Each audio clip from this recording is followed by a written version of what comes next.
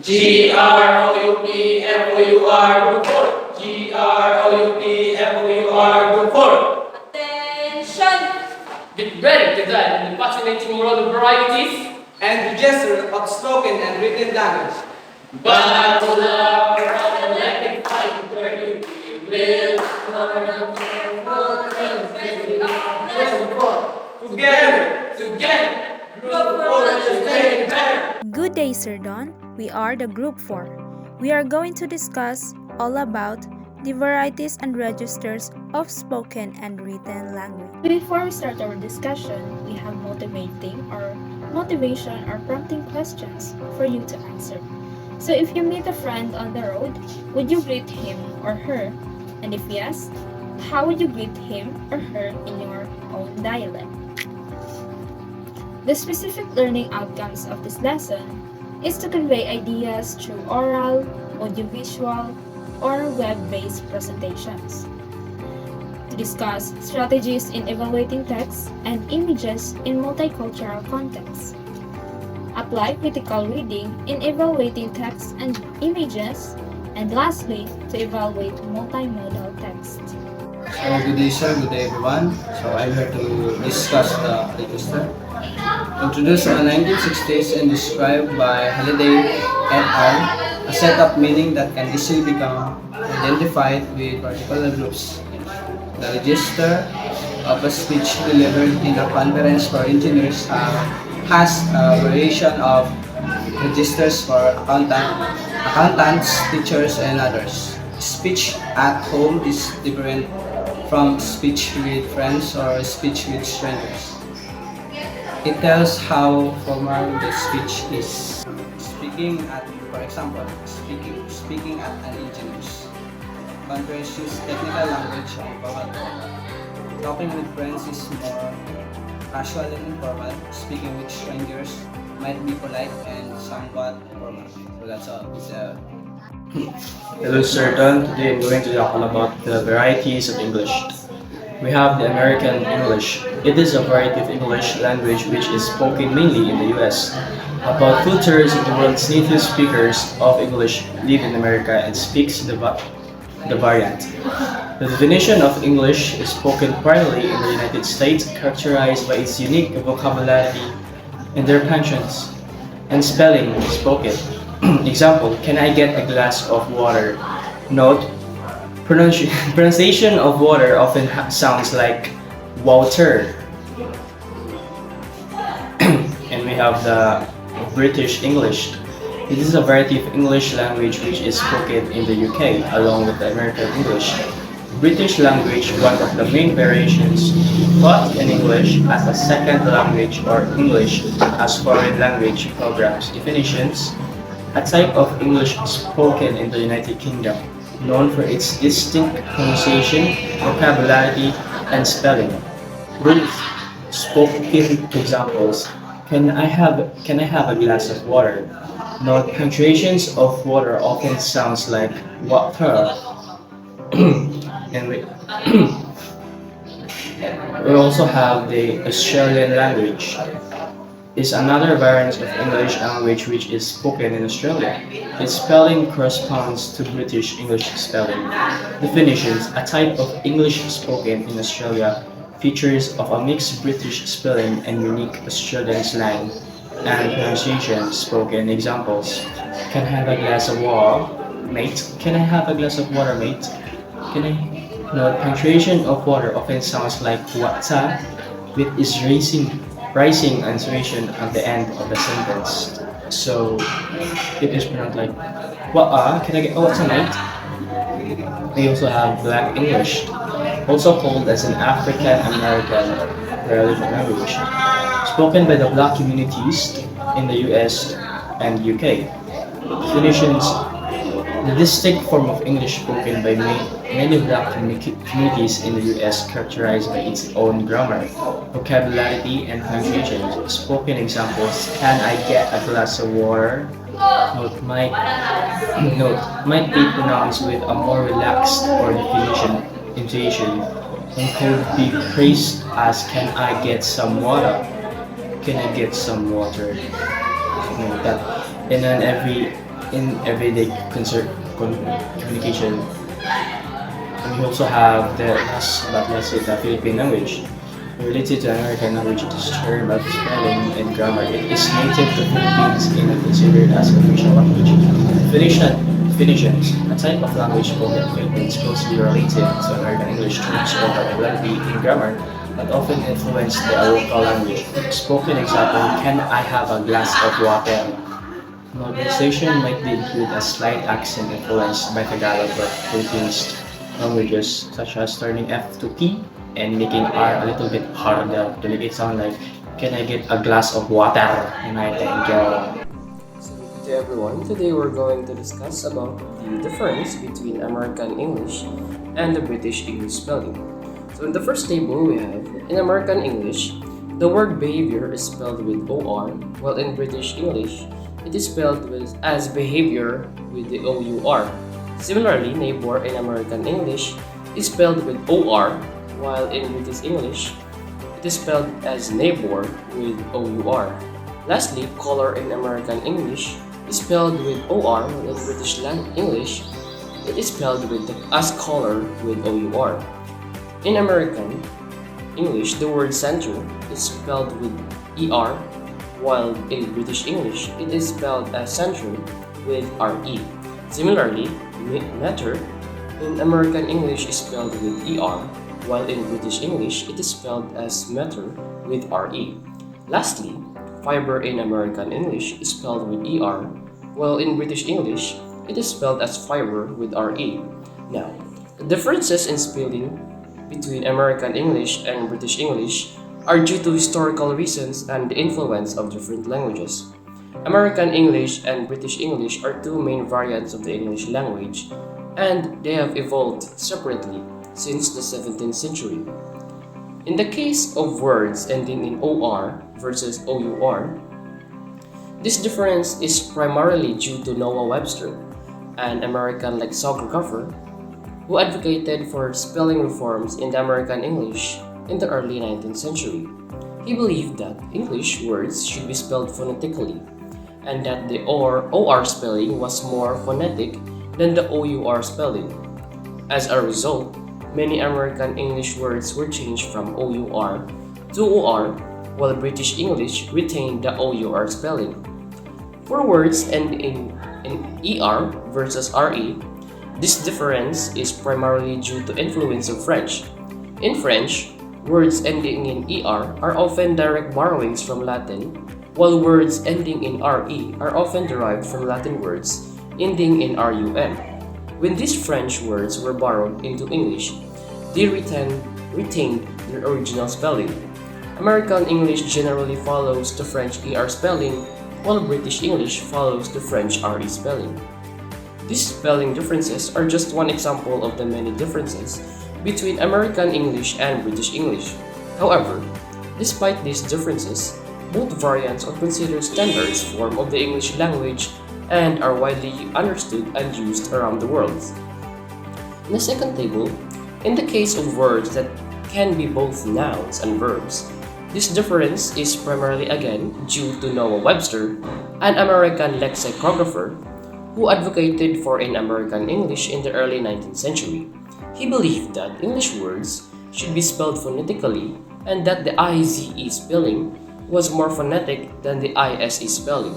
As a result, many American English words were changed from ISE to IZE, while British English retained the ICE spelling.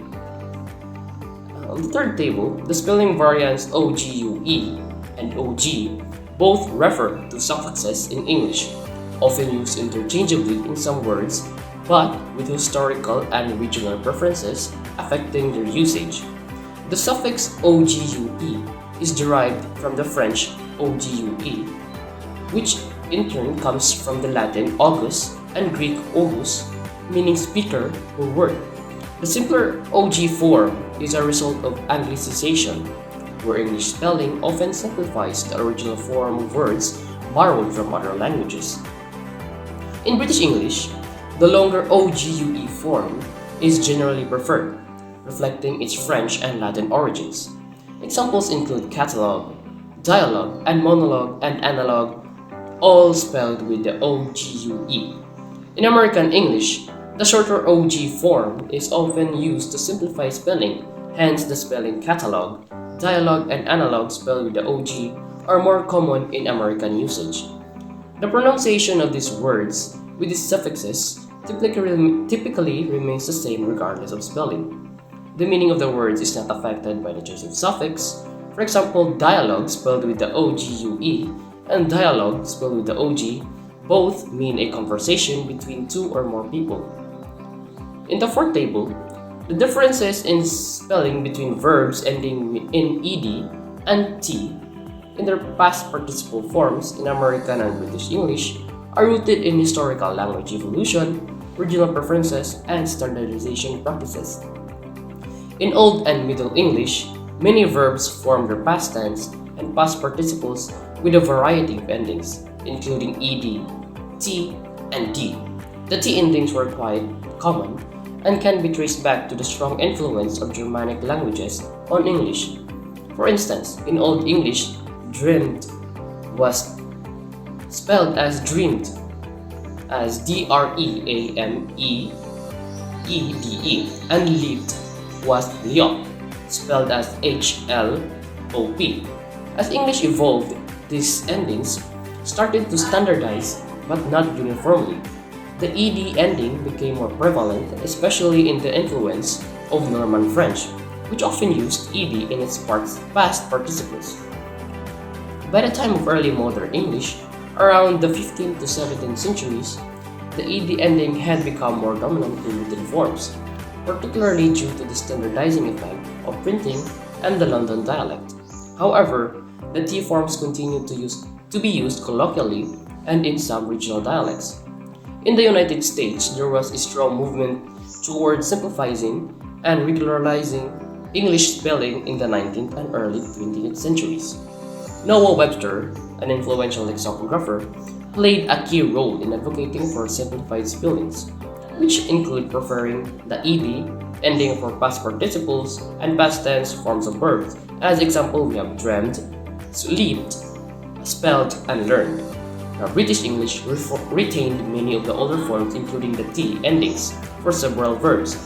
These forms are considered equally correct in British usage and are often preferred in formal writing. And we have the example of dreamt, leapt, spelled, and learned.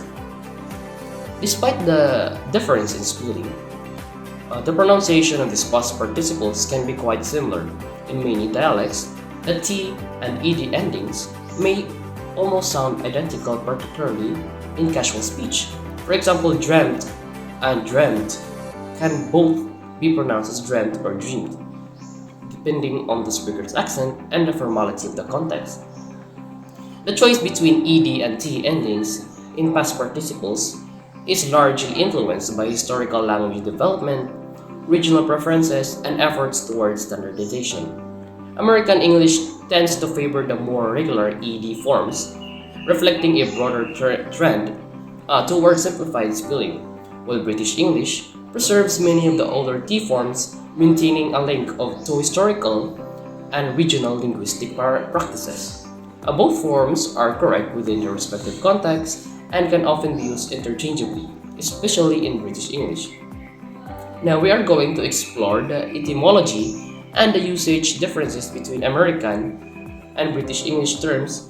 For example, we have the automobile and car, cab and taxi, gas and petrol, and highway and main road.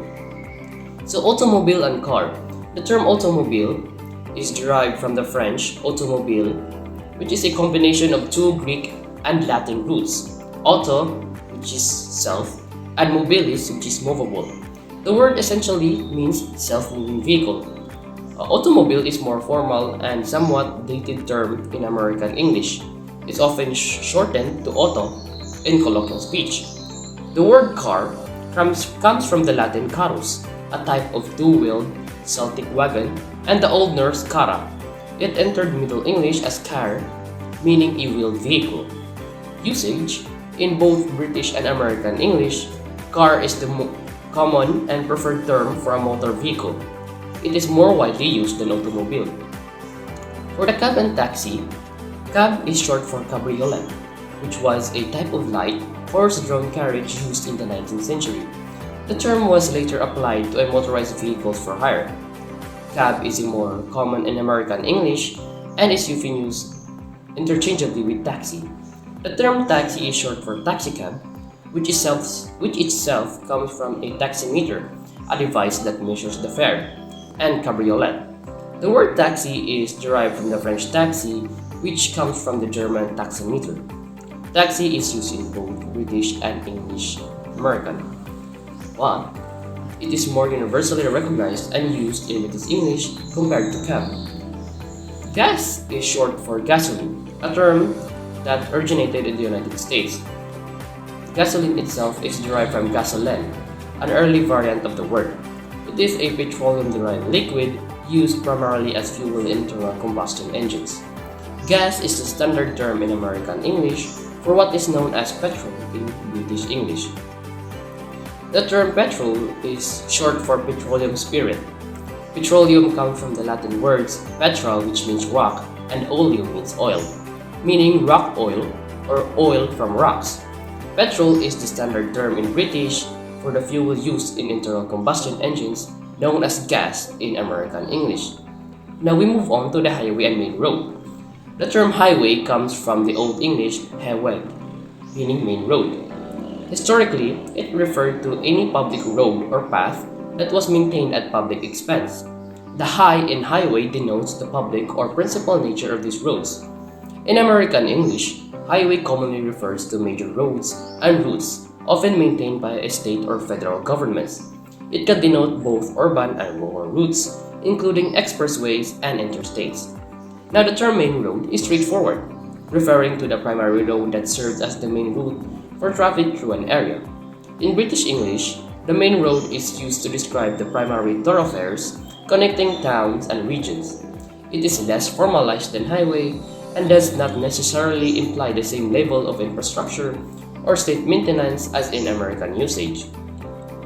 These differences in terminology reflect historical developments, cultural influences, and regional linguistic preferences that have shaped both English on both sides of the Atlantic. And that's all for today. Thank you. So in the next topic, we have the forms of language register. So what formal writing includes? Business letters, some essays, official speeches, business reports and announcements, and professional emails. We also have rules of formal language register. We have A. Do not use contractions. For example, write donut instead of don't. Letter B. Spell out numbers less than 10. Write 3 instead of the number 3. C. Write in the third person point of view. Use he or she, it or they instead of I or we. Next, avoid using too much passive voice. Prefer active voice such as the committee approved the plan over the plan was approved by the committee. Letter E. Avoid using slang idioms, exaggeration, and cliches, and use precise and formal language. Next, avoid F. Avoid abbreviations and acronyms. Write out full terms instead of initials. G. Do not begin a sentence with the words like and, so, but, also, and start the sentences with a subject or formal transition word. H. Always write in complete sentences. Ensure every sentence has a subject and a verb. Letter I. Observe economy in writing. Use concise and meaningful sentences. The longer complex sentences are acceptable if they are clear and not overly wordy. Number 2, we have the informal language register.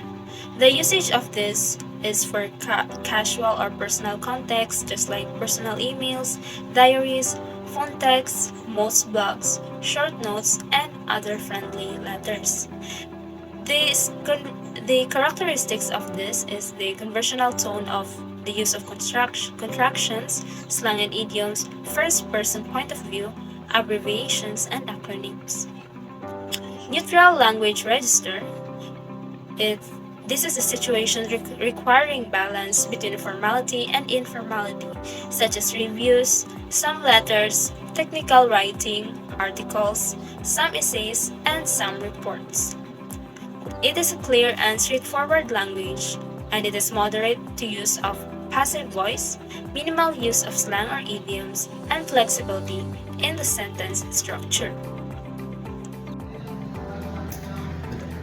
My name is John Michael Ituangpo and I'm going to discuss about using correct diction.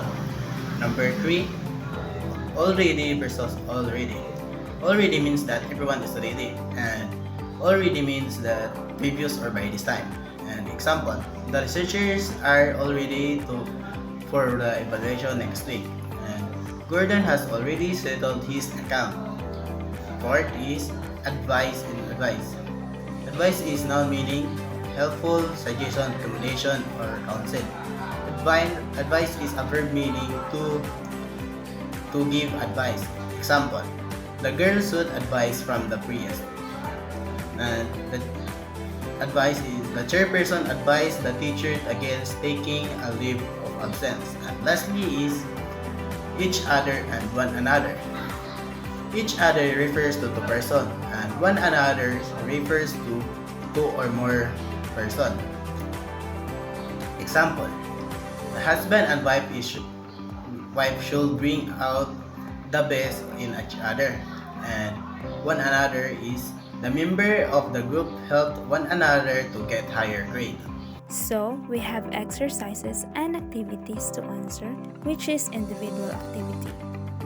We have exercises A and B, and an assignment, which is the group activity.